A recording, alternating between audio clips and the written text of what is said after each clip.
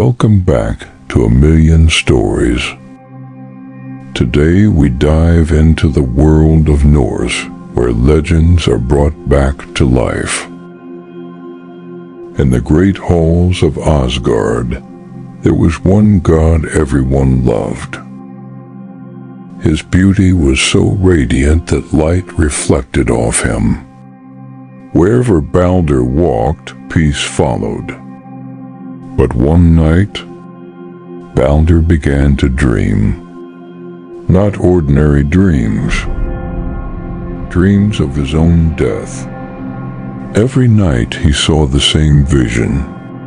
Darkness spreading across the sky. The gods crying. And himself lying lifeless on the cold ground. The dreams terrified him. And in Norse belief, dreams were not imagination. They were warnings from fate. When Baldr told his mother, Frigg, fear spread across the heavens. Frigg refused to let destiny take her son. So she did something no god had done before. She traveled across the entire world, forcing every object and every creature to swear an oath. Fire would never burn Baldr. Water would never drown him. Iron would never cut him. Stone would never crush him. Even disease, animals, and poison swore to never harm him. Baldr became impossible to kill. Soon the gods began turning this protection into a game. In the great fields of Asgard, the gods would throw spears, stones, and axes at Baldr just to watch them bounce harmlessly off his body. They laughed, but one god did not. Watching from the shadows was Loki. Loki hated how beloved Baldr was.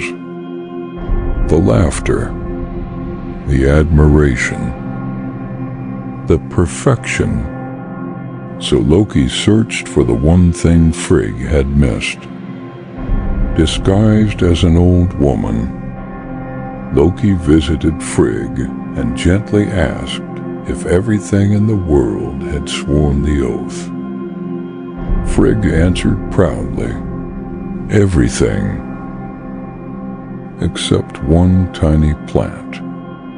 A plant so small she thought it harmless. Mistletoe. And that single mistake became the crack in fate. Loki found the mistletoe, shaped it into a slender dart, and walked to where the gods were still playing their cruel game.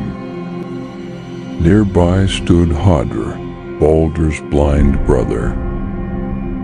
Baldr could not join the game because he couldn't see where to throw. Loki approached him kindly and said, "Let me guide your hand." He placed the mistletoe dart in Baldr's grip and pointed him toward Baldr. Baldr threw. For the first time, nothing bounced back. The mistletoe pierced Baldr's chest. The god of light collapsed. Silence fell across Asgard. Had died from the smallest and most harmless thing in the world. And in that moment, the gods realized something terrifying.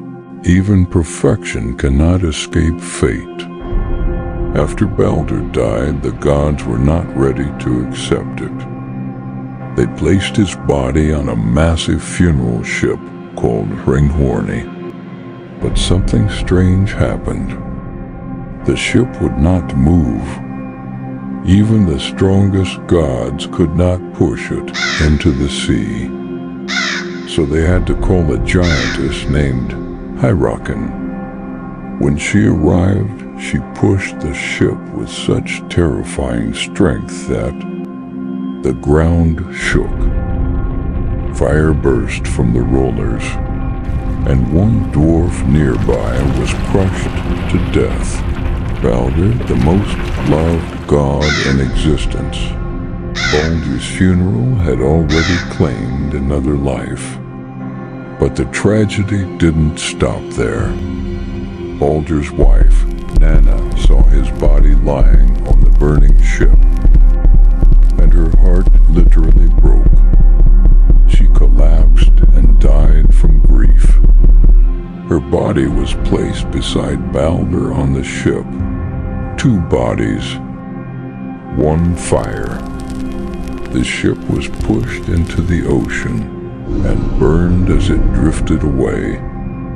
But the gods still refused to accept Baldr's death.